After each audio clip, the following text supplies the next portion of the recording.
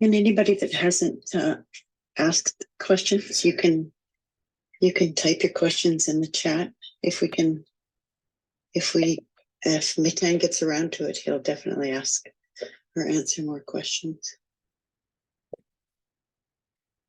Okay, we're starting. Okay, got it going. Thanks for that, Denise. So the recording won't have the first part. That's fine. I could add things to the YouTube. So we're gonna start off with the questions that you guys sent to me, and we'll start with the first one. We'll go ahead and have you repeat the question, Denise, since we all probably forgot it. So the question is about the gates that are attached to the centers and the effect that they have on the personality, whether the center is defined or undefined. Okay, so we'll use this example here. If you guys can see this chart now, I'm sure you can. So you can tell that if you look, for example, at the topmost colored in center, which is the green center. Beth asks, is that question for us all? Yes, that applies to all of us. So we're looking at active gates connected to centers. Sometimes we have active gates, or gates rather, colored in gates, connected to colored in centers or undefined centers that appear as white that are not colored in. So the example here is I have the Ajna center, and that's going to be on the top of the body graph. Second to the top is going to be the triangle downward facing. That green center is colored in and it's connected to a gate there. But that gate is actually completed by the other side and makes a complete channel. And you could see that's in black, and that's the 4923. So that is always active. That particular center is always active, and those gates are thus always active. And thus I'm always, or whoever's chart this is, let's say it's mine, I'm always operating with the 4323. Now, if we go down to the left-hand side of this body graph, the left-hand bottom side, that triangle inward facing, you'll see that that particular center is open, it's white.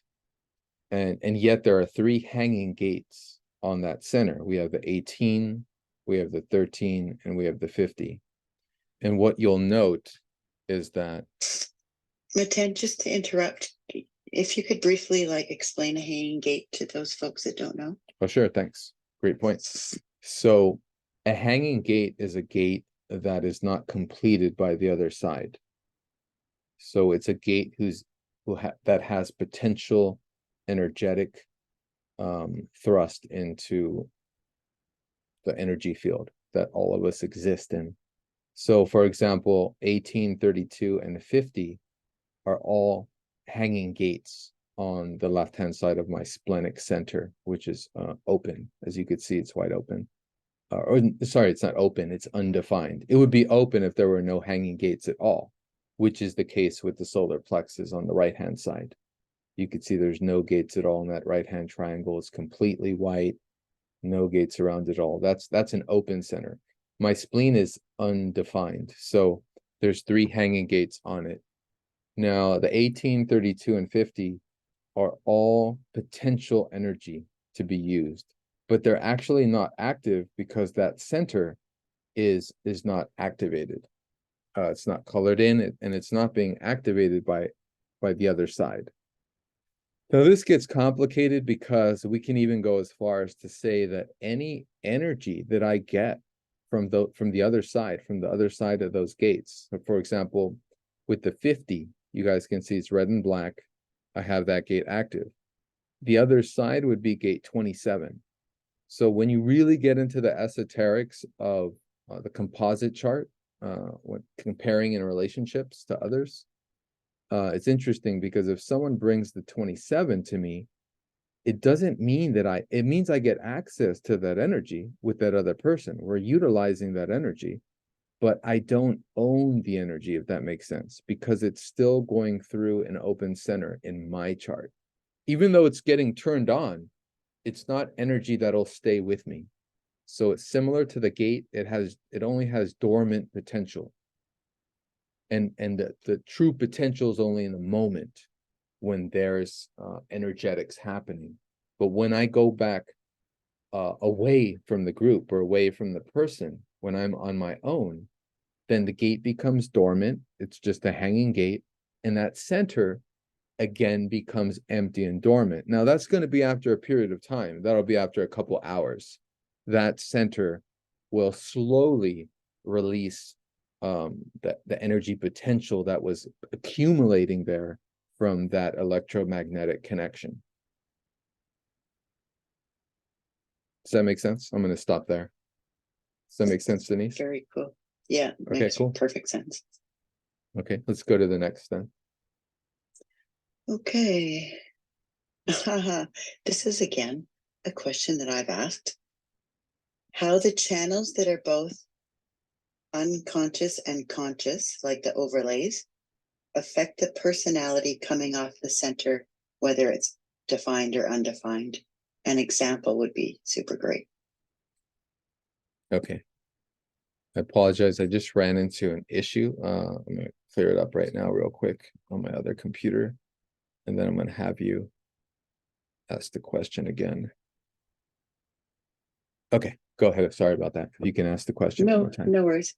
The channels that are both unconscious and conscious, the overlays, so they're on both sides of the design and the personality chart, how they affect the personality coming off the center, whether it's undefined or defined. Okay, got it. Great question. And I have an excellent example. So what the question is alluding to is a little complex, because we're not just looking at it at a hanging gate or an activated full channel. We're looking at whether the particular gate or channel, what color it is, whether it's red or black, and whether it's red and black. So just for those not familiar, I'm going to define terms before I segue deeper into this question. So if you can see in my chart's a great example here. There are 1, 2, 3, 4, 5 gates that are actively red and black. And so you could have fun looking for that puzzle and looking for where they are in this kind of human design graph puzzle.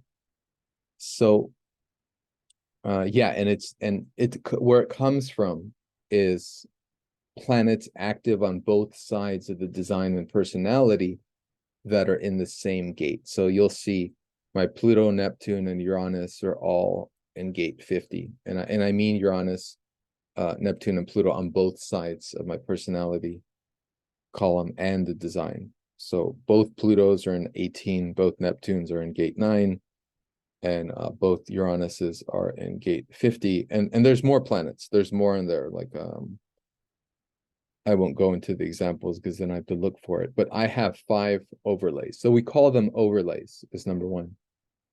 And so I have 5 areas in the chart where there are 2 or more planets. And so we call them overlays. And that creates this self-reflexive awareness where the active potential of that energy can see itself performing in the world. So it can not only experience itself in the body performing it, but it can reflexively, through the ajna, through the mind, perceive the process.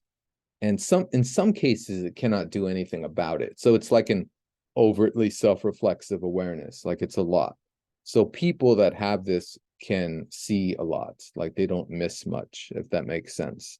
They have a capacity to live their life in their body and also see what's going on for other people in the environment. Like this kind of self-reflexive awareness it overlays much of their circuitry. I mean, for it to overlay 5 gates is actually a lot, probably starting at about 5.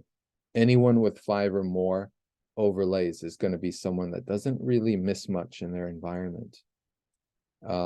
People that have fewer just a little less aware. But really, to be honest with you guys, studying human design makes any red gate makes you actively aware.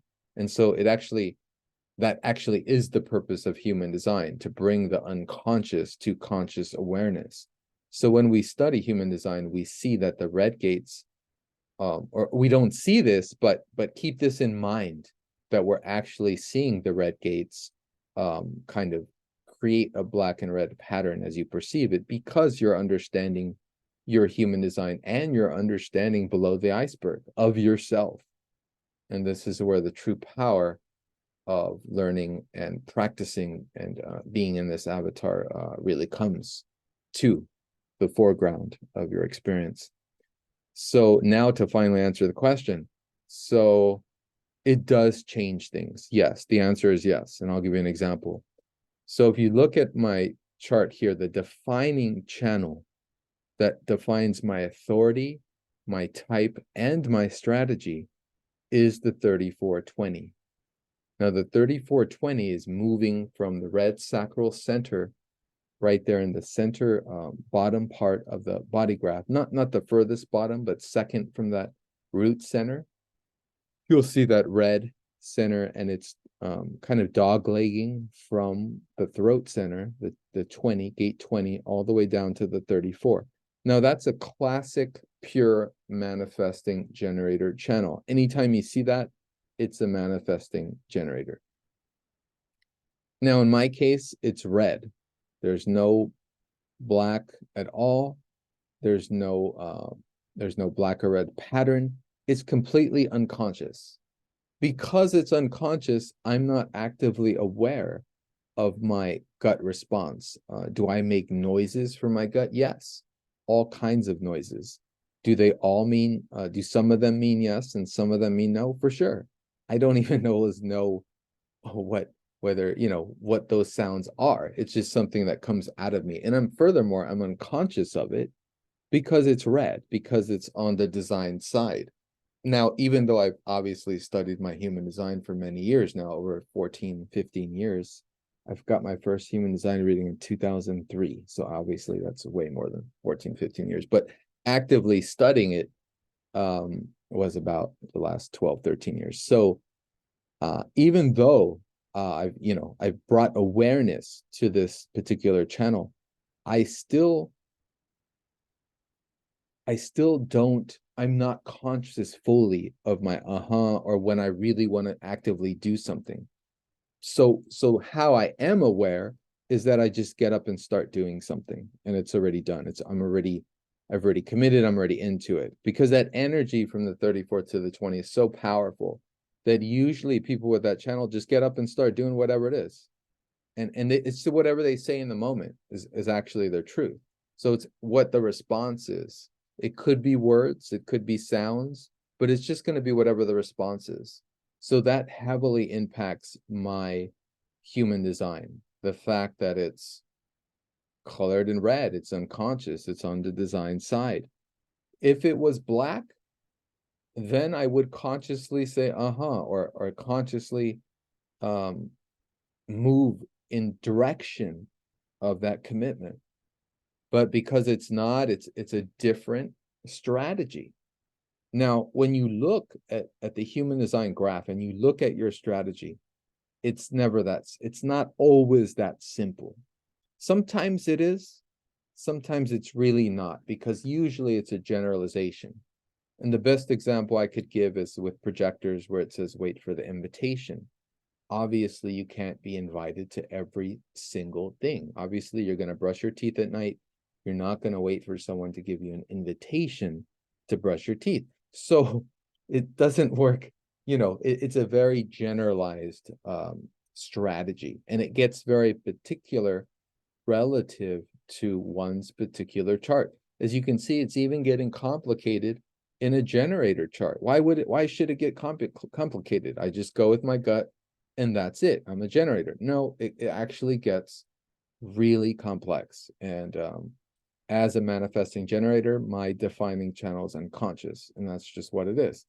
Now, if it was an overlay, if it had an overlay connected to it, as I discussed in the beginning, it would just be a dormant energy. Once activated, it would just be highly perceptive and self-reflexive because of the red and black definition. And that's essentially the difference with all three. The red will remain fairly unconscious, and you'll have to modify the strategy if it's related to an authority.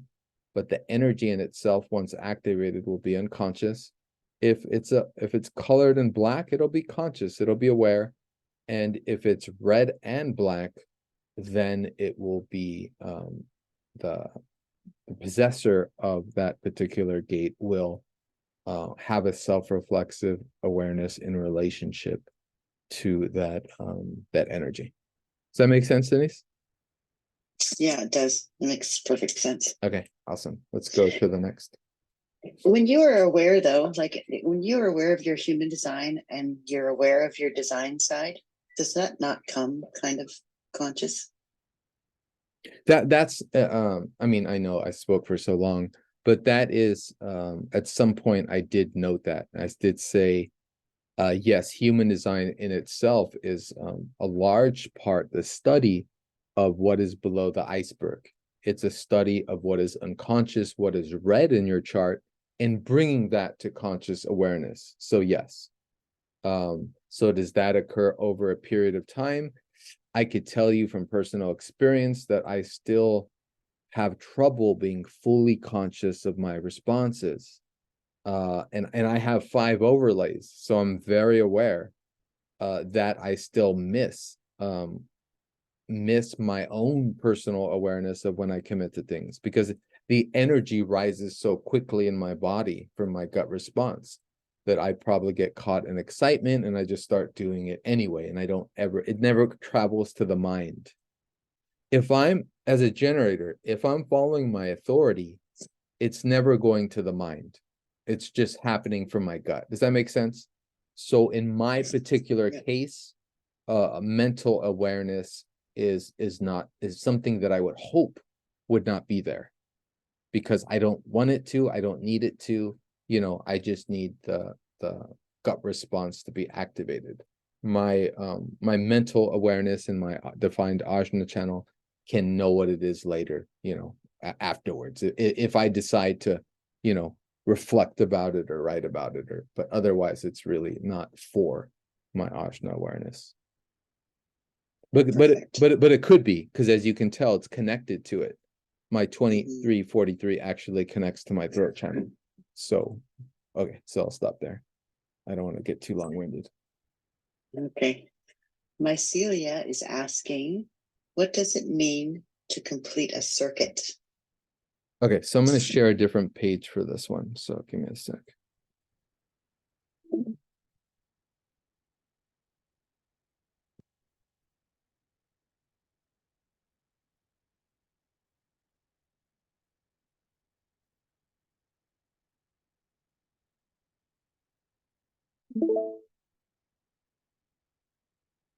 Okay, so let me just make it bigger for myself. I don't know if it does it for you guys. So this is an internet website because I couldn't get a nice quality image. So as you guys can see, the top 3 body graphs are examples of the dominant circuits, which is the individual circuit, the collective circuit, and the tribal circuit. Now, the individual circuit are people that, need to do things their own unique way, and it's very important for them.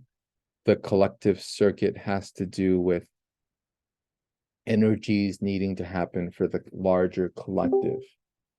And the tribal circuitry has to do with the tribe, the community, and it has to do with kinesthetic connection, touch, sensuality, sexuality, all these different and deals and bargains, and also taking care of others. And this may not be too clear, but on the bottom there's 7, if I'm counting that correctly, 7 sub-circuits. And the third one from the left is the centering circuit. So I'm gonna go back to my chart. So give me a second, and I will show you the example about of how my chart actually has a complete subcircuit. Now, it's very rare, before I move on, let me just say this. It's very rare for a person to have a complete circuit, especially in terms of the larger dominant circuits, the individual, the collective, or the tribal. As you guys can see, each circuit has more than 4 or 5 or 6 channels. So it's very rare. I don't have any complete dominant circuit. Neither has anyone I've ever known. It's just there's not enough planetary glyphs on both sides to cover such activity. So, but it's also rare for someone to even have one of the subcircuits defined. But in my case, it's the centering circuit is only 2 channels. Some of these other subcircuits are look like they're 2 or 3. There might be another one that's only 2 active channels, but I can't really tell from the imagery. So I'm going to share again. I'm going to go back to my chart and share the example.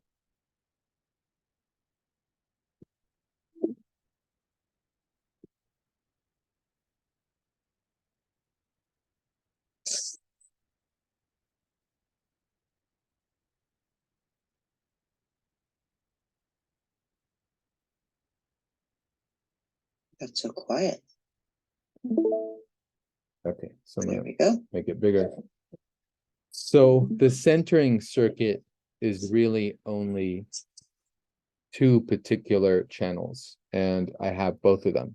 So if you look at the yellow diamond center, right there in the center of the body graph, that connects to both of these channels. On the right side, you have the 2551, and that's a full channel of initiation connected to the ego center. On the left-hand side, the behavior gate number 10 is dog legs down to the 34 and creates that particular channel of integration.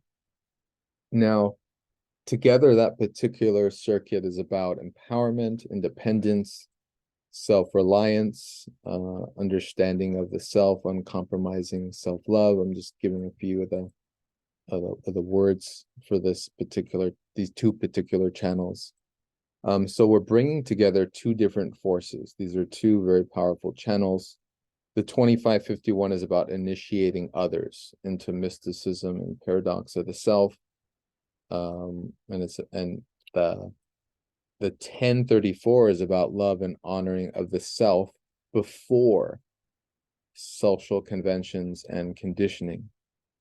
So together we have 2 channels centering integration of the self in terms of the individual, in different forms of mastery to empower others through love and service, and the individual's ideal world where being a unique and authentic self is not met with resistance from others, but rather met with initiation to others into this experience. And so that what I read is just kind of my own little writing on the integration between these 2 different channels, and thus the centering circuit itself. So yeah, so just to clarify for others who are not clear, I'm going over a specific circuit. I happen to have a complete circuit. It's called the centering circuit, and it's composed of 2 channels, the 2551 and the 1034. And what I was reading aloud was connecting the 2 themes. 1034 is about the self, love of the self, empowerment, and the 2551 is about initiation of others through self-mastery. Does that about summarize it, Denise? Yeah, that's cool. Because I have one of those gates too. Oh, nice. Yeah. Yeah, I remember you do. Yeah. Can I interrupt for a second? Sure. Sure. And if you can help people like you did with, the gates are very challenging to find for people who don't know which centers they are. So just keep pointing out where they're gonna find those gate numbers and which shaped box and which colored box. Cause they may not even know what the centers are called yet, so. Okay, great. In the great. absence of a pointer. Yeah, Thanks. yeah, that's right, because I don't have a pointer. So I'll go over it one more time. So visually, center your eye on the center of the chart. You'll see there's a yellow box, yellow diamond shaped center. And that's called the G center or the self center. And in my particular chart here, there's two gates on it that have active channels. One is the 10, that's on the left-hand side, and that's in red, doglegging down to the 34. And that's one of the channels of this particular circuit. The other one is the right-hand side, gate 25, and that's connected to the 51, which is the ego center. The other one, the 1034, is connected to the sacral. So it's the self center all the way down to the sacral. And that's what completes the two channels and creates what's called the centering circuit. What's really interesting is one of my teachers told me that the centering circuit in itself creates a vortex of energy that begins to initiate anyone who comes into contact with the aura when it's being fully active. This was very interesting to hear. It's almost like a force that when others are in my aura, they're pulled into that same vortex of energy process. And those themes start to really activate. And, just as anyone in your aura is going to feel those particular energetics, the same occurs. But it's interesting, right? Because it was described as an energetic vortex. And so I thought I'd share that. And I'll leave it at that. Okay. CG asked, how important is the birth time? In astrology, I'll give a contrasting example first, and then I'll go deeper into it. In astrology, obviously, the birth time is really important because of the ascendant, right? You want to know the correct degree of the ascendant, thus you want to know where all the planets are in the circle, in the complete horoscope circle. In human design, just as in astrology, you can find the time of birth through questioning the querent, in other words, or the client. In other words, through understanding of the life cycles, I could ask questions to determine what time of birth was, just by my own, just by someone's long-term experience, knowing where the planets are, knowing where they're moving. You could check different times of the day and ask the querent or client questions to determine a more accurate time of birth. It's a little easier in human design than it is in astrology. In astrology, you're dealing with very particular time cycles in order to adjust the ascendant to where it should be. But in human design, the moon is going to be the only planetary glyphs that are moving quick enough to change throughout the day. All the other planetary bodies will usually be in the same gate unless they're near a 6th line and it's about to move. And so it's important, but it's not impossible to find out. It's actually a process called revocation in astrology. In human design, I haven't heard, there's probably a similar name or something, but it's something I've done over the years. Perfect. Good to know. I'll narrow it down with my husband. Silver Girl asks, there seems to be several places in the human design rave chart where intuition is represented. Can you briefly go over them and describe them? That question is a little, let's see. Well, I could answer that in various ways. However, I think for our purposes today, the best response I can give is to say that each gate represents a form of intuition. If we look at the human design body graph, as what it really is, like a Kabbalah, like a Christmas tree with lights that are lit up relative to whatever physiological process we're going through in the moment.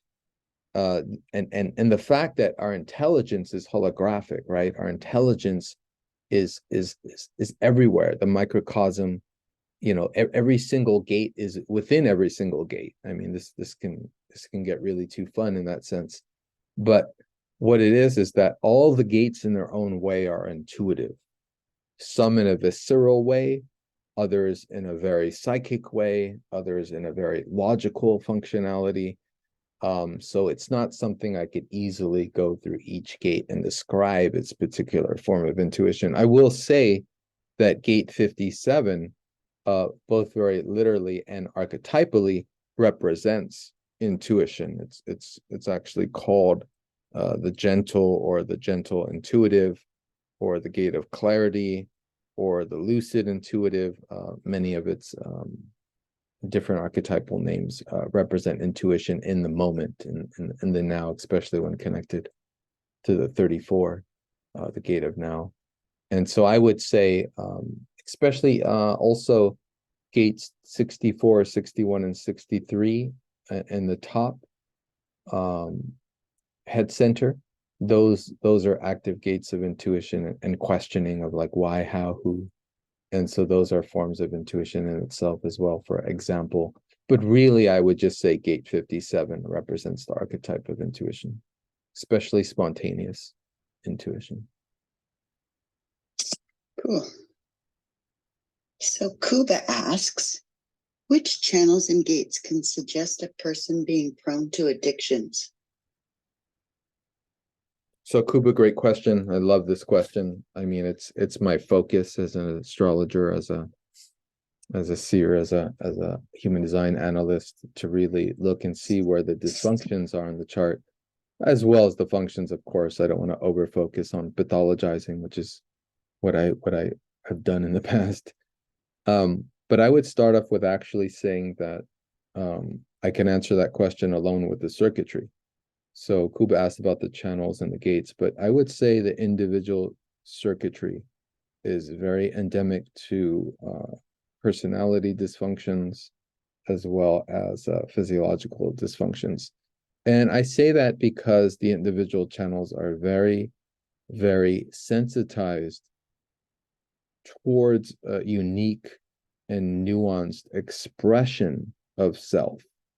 The individual channels represent in one's chart the where they need to do things in their own way.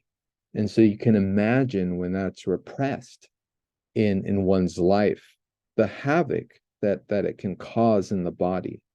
It's like repressing your emotions or not expressing your full emotions, which is one of the biggest challenges of being human, of really feeling what you feel and getting it out in such a way that's healthy and it's not destructive to others.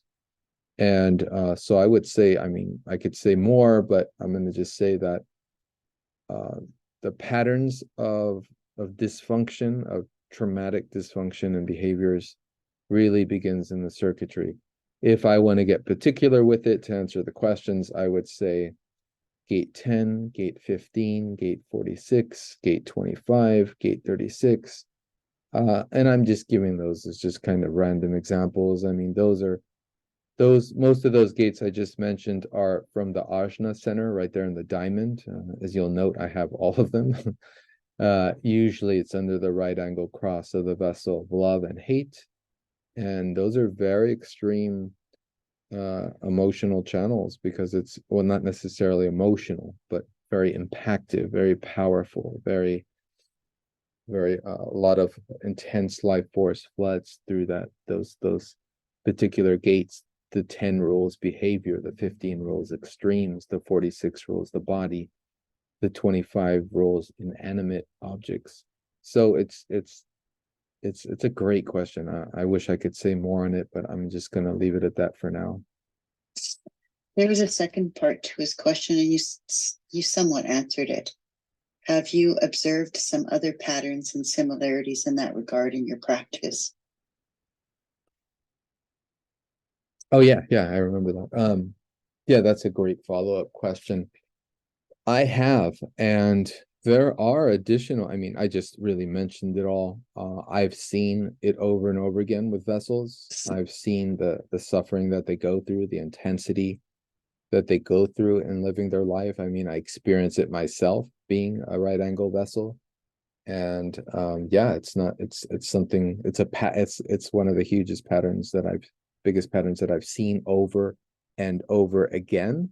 I also see that the 35 channel 3536, which is on the right hand side, it's the outer channel connecting the throat center to the emotional solar plexus. You can see I have half of that. I have the 35, I have the top. I've seen people with the 35, 36 also suffer a lot. And that channel is very difficult. It's a collective channel, but with that channel, you're having to negotiate very, very intense energetics in the body. So these are people that need to travel a lot, move their body a lot. It's a body graph that goes through a lot of emotional mutation, a lot of transformation, a lot of emotional upset. And it's where Neptune is right now. Neptune is in gate 36. So we're all kind of going through that transit. We're all experiencing it in one way or another. And but that's an additional channel that I've seen that has caused a lot of struggle and pain and suffering in the life. But and I don't say that in a pathological way. I mean, following your authority will help the patterns of the energetics just occur instead of reflections on whether something is good or bad, right? Living life is not about good or bad. It's about learning the lessons you're here to learn, and that's it. There's no qualification that you need to not suffer, or something needs to be good and not bad. That's all, that's all new age nonsense. We're here to experience what we're here to experience, and that's about it. And we're here to accept it. We're here to surrender to it. And ultimately, that was Ra's message when he said that we're vehicles in this avatar. He said that we're here to submit to being in a body and following in the direction of where that body takes us, and not to attempt to disrupt that. That's what causes, as we know, resistance is really what causes all the pain and suffering, and also not allowing that energy to flow through the body, which is where the vessels have a lot of issue, is allowing their love and hate to flow, because we know the potential challenges, right, of allowing hate to flow, and so, and even love, even the risk of sharing love to flow. So I'll stop right there. Yeah, that's really interesting. I read about energy recently, that when you don't allow it to flow, it produces ridges in your body. So yeah, really interesting stuff. Wow. Well, Meten, that was the last question. So unless you want to add anything else to our chat. Maybe scan the chat, Denise, and see if there's any questions, or if anyone has anything that they feel, they need to add, that they would like me to speak on. I'll do one or two more questions if there are, or I'll comment on one or two more things, just if there's any. Okay, Joe. Beth, do you see anything?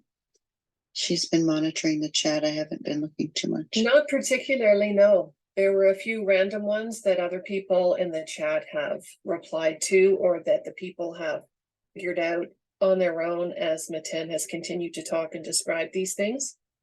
So yeah, that's about it.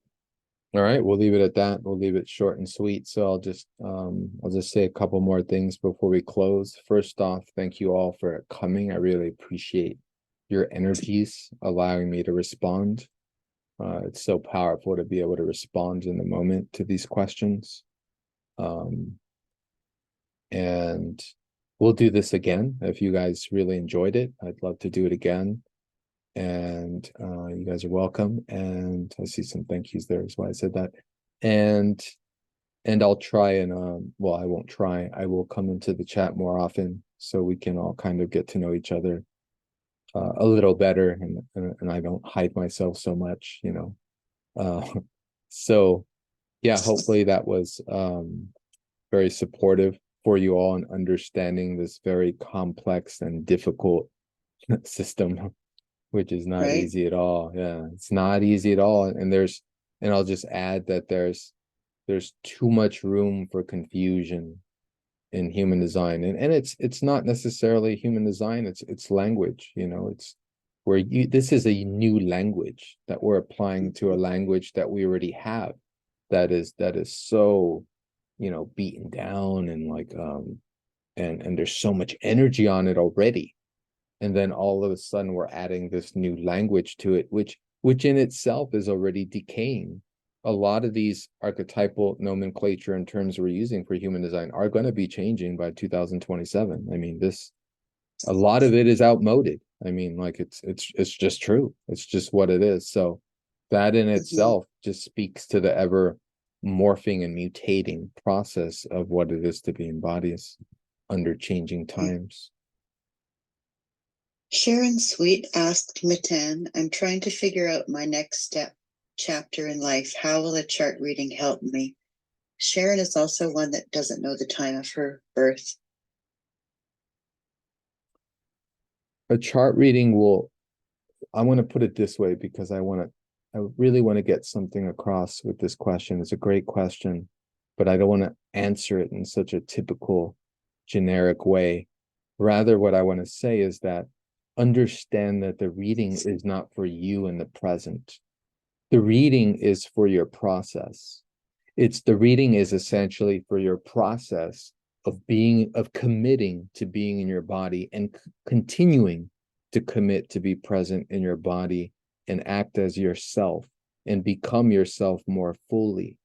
And so getting a reading and re-listening to that reading repeatedly, but only, of course, when it's correct, you know, or continuing to study that knowledge.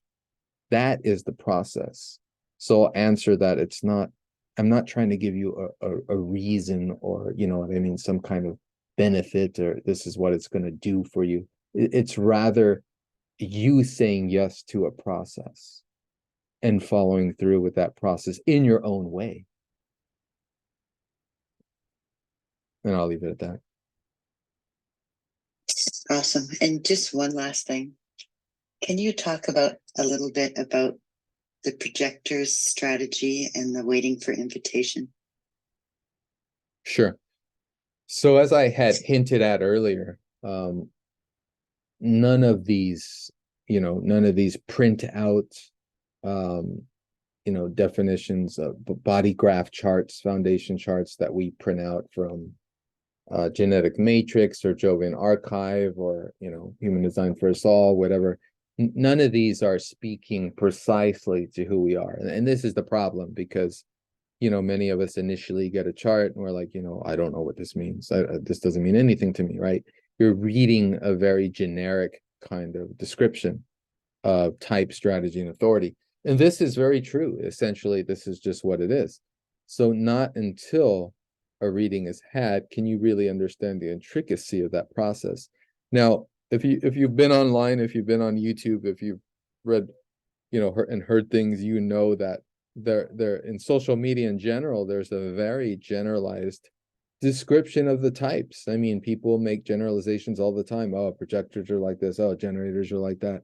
I mean, I catch myself doing that as well.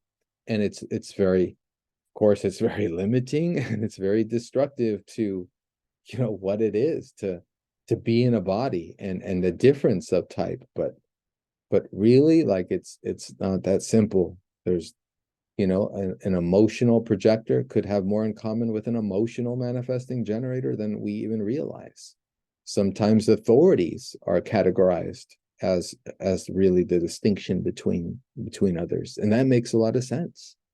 So I would say, in this present example, when someone who finds out their type, their body type is projector, and they go online and they download a chart and it says wait for the invitation, they're like, what the hell does that mean? Do I need to wait for the invitation? As like for the example I gave before, to brush my teeth, can't I just go grab the toothbrush and, put the toothpaste on the brush and brush my teeth? No. I mean, of course you can. You don't need a formal invitation, obviously, to do such a thing. So what the strategy speaks to is the presence of the energetic body, the aura, in the field of life, and its process and how its process works best in that field. But that is a very, very particular description of the strategy in relationship to the larger questions of life. So in the case of the projector, there's 4 very important, larger than life invitations that they're waiting for in the lifetime. And that is what the strategy has to do with.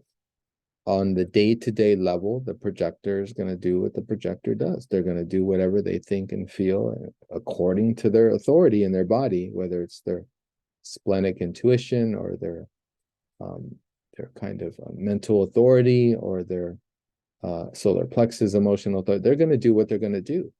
Now, in relationship to the solar plexus, which is about waiting until you're clear, that one is a little more fuzzy because that's just the last word. That's kind of, for big decisions as well. It's the last word.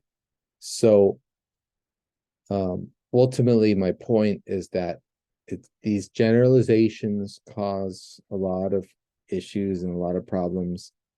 And it's kind of why one needs to come to terms with their own chart before exploring the larger generalities. And so in summary, a projector for the big invitations of life, yes, they're here to wait to be invited. And once invited, there's a whole new nature a projector takes on. They don't need to continue to wait for more invitations. No, they can act as a manifester once they're invited into a particular group or enterprise or agreement or whatever the energetic is. And that again is for big situations like work, like where they live, like relationship, like big questions like that, area where they live. So anyway, so I tend to keep going on with this one, but my point is just, it's not a generalized strategy for a projector that they need to wait for invitations in life. It's just for the big things. And I'll stop right there. Perfect, thank you. Is it in 2027 that the placement of the energy centers and the configurations will be changing? Is that? Yes. In 2027, the arcing, or I should say just the general frequency for humanity will be shifting from the right angle cross of planning to the right angle cross of the sleeping phoenix. And that in itself is going to cause, and it's already happening if you can kind of perceive it. There are certain awarenesses that are coming into human beings, and this awareness is the foreshadowing of this change happening in the solar plexus and gate 55, and also its energetic nuancing of the 2034, which is a manifesting generator gate and is part, or channel, sorry, and it's part of the manifesting generator, pure manifesting generator charts, as you can see it in mine. So that is what makes up the right angle cross of the sleeping phoenix. And so yes, we will be slowly seeing and experiencing these changes. I want to do a video on it soon, but it might be a very, very like 5-10 minute short video, because I'm just gonna like put out the markers for how to observe these changes and give a couple examples so we can all, because we're all going through this together, and ultimately no one knows what it's going to really look like. Many have ideas. Ra had his ideas, obviously the founder, Ra Uru, Robert Kakauer, but we'll see. Mm-hmm. Indeed, I found one more question. Yeah, for it. Yeah. Oh, we'll make it the final question. Just Okay, right there. Cremo is asking, I've learned recently that an individual with 5 in their profile leads to some difficulties. Can you expand on that? The fifth line, it's a very true. I mean, the fifth line in the I Ching is exalted. So this is the most powerful line. This is the line that's exalted. This is I Ching. And in human design, I've never heard a profile more discussed than the 5 1s or the 2 5s or the 5 2s or the 3 5s. And that's because of the fifth line. Now, the fifth line creates a projection field. So the fifth line is never seen clearly. And so there's always expectation and projection brought to the fifth line, whether it's, again, it's conscious, 5 1, or whether it's unconscious, 2 5, meaning it's on the body side as opposed to the first line, the first part of the hexagram side, the profile side. And so so the solvent for that, the solution for those with fifth line is to respond, or I shouldn't say respond because I'm not giving an exact description of the strategy. Rather, the solution usually for the fifth line is to I can't do it. It depends on the full profile. So for the 5 1, it would be different than the 2 5, and that would be different from the 5 2 and from the 3 5. So that I can't really get into the solution for that, but it is a projection field. Yeah, probably since that's the most common, 2 5s and 5 2s are not very common. So for the 5 1, the 5 1 is a heretic investigator. So for the 5 1 to successfully deal with others in life, they have to do their homework. Not only do they have to do their homework, which is the investigation, right? But they have to express their knowingness to another. They have to essentially seduce the other into their knowledge being accepted and their practice being accepted. Because the 5 1 is not seen clearly, people are always going to project on it. So even regardless of it explaining its homework and what it does, it's going to be projected upon. And the paranoia that surrounds the 5 1 is, am I going to give the correct solution? Am I going to be able to give the correct practical solution to the problem? Or is my reputation going to be ruined? 5 1s, are a little separated from the morass of others, because the 5 1 doesn't let too many people in the lifetime. It's very geared towards intimacy, towards transpersonal connection. And so a 5 1 is going to stand apart and being exalted. It's going to have that leadership potential where people come to the 5 1 seeking answers, seeking solutions. So it's correct for the 5 1 to be a little distant, a little aloof from the masses. I mean, Ra was a 5 1. And you saw, I mean, Ra talked about the problems he had introducing human design. He talked about how he couldn't do it until he got the 6 2s to help him.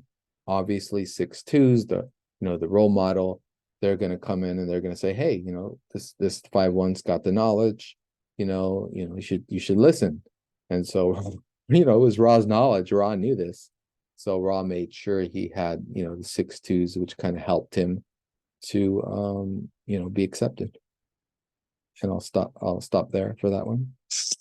Does that make sense? Awesome. Okay, cool. Yes, it does. Beth and I are both 5 1s. All right. Good. I shared that one then. Yeah. Okay, so thank you all for coming. I really appreciate you being here and hearing me out. If you have any further questions about what I shared today, feel free to put it in the chat and I'll address it. And we'll do this again. And thanks Denise and Beth especially, and Kuba and everyone else who's had readings recently too. It really helps me to do readings, obviously, because I'm re-penetrating into the knowledge over and over and over again. Yeah, looking forward to it. Okay, you guys take care. Should we have an informal chat after I stop this? I'm going to stop the recording right now. How do you guys feel? Yes. Okay, so I'm gonna mute for 5 minutes while I close down everything that I have, and you guys can chat away. Right on. So everybody, what are you thinking?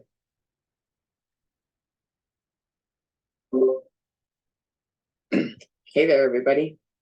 That Hey. last one was good. I'm married to a 5-1, so that was helpful.